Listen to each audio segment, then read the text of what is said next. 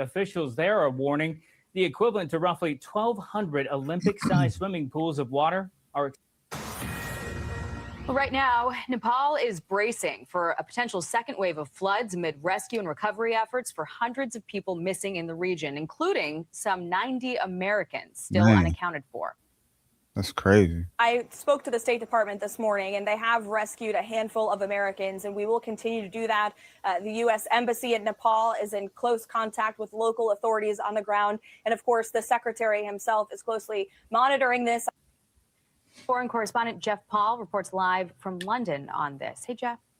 Hey, Jackie. Well, yeah, as rescue crews work around the clock to find any survivors in Nepal, there's real concern more flooding could be right around the corner. Nepal's disaster authority warning a lake that formed from a block river could soon burst. And in China, at another lake, officials. That's wild, yo. That is wild. That looks like something out of a movie. They said it's apocalyptic. Like, for real, I've never in my life seen anything like that. I've heard of stuff like that happen, but it's just never happened in my lifetime. Well, I guess, they had tsunamis and earthquakes, but it seems like there's something like this happening every week, and it just keeps getting worse and worse and worse. But I guess that's part of life here on Earth.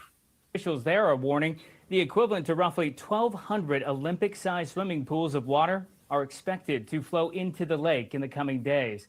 Oh, now, wow. with so many still missing, there are fears the death toll will only keep rising. Rescue crews have reportedly found bodies hundreds of miles downstream from some of the most devastated areas.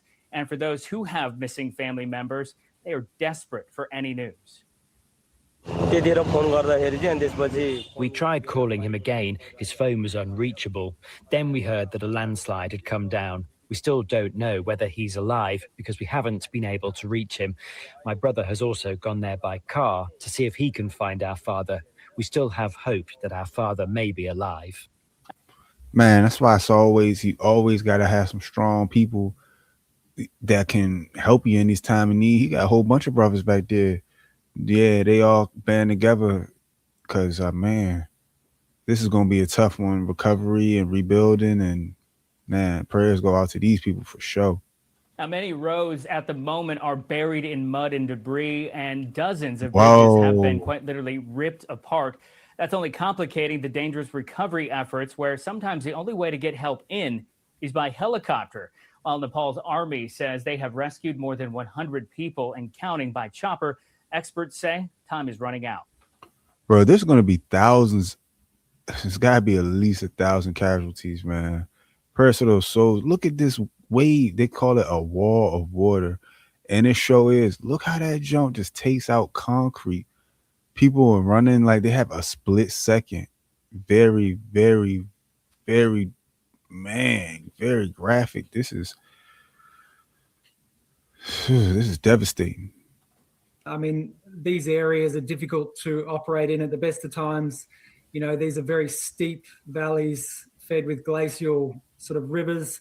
You can only access from the north and south. And looking at those images right now, roads are down, bridges are down. So the response efforts now are seriously hampered by those barriers. Now, Tibet's spiritual leader, the Dalai Lama, has issued a statement offering condolences to those impacted by the flooding. He says whether it's climate change or other factors, he's hoping action will be taken to prevent future disasters. Jackie? Let's hope. All right, Jeff Paul, thank you so much. Yeah, it's a crazy one. It's wild. Like, hopefully they get the rescues that they need.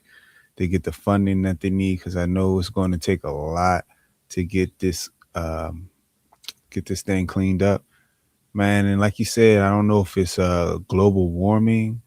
I don't know if it's just things happen on Earth. As I mentioned, I seen before that there has been floods that have destroyed parts of the planet. People have been on there and they've been wiped out. Earthquakes that destroyed parts of the planet. People were there, they were wiped out. We remember the tsunami, hurricanes, all of course, but it just makes us remember and reminds us that we're very tiny on this earth, and Mother Nature and God, they ain't to be played with. So be thankful and appreciative for their life and be easy.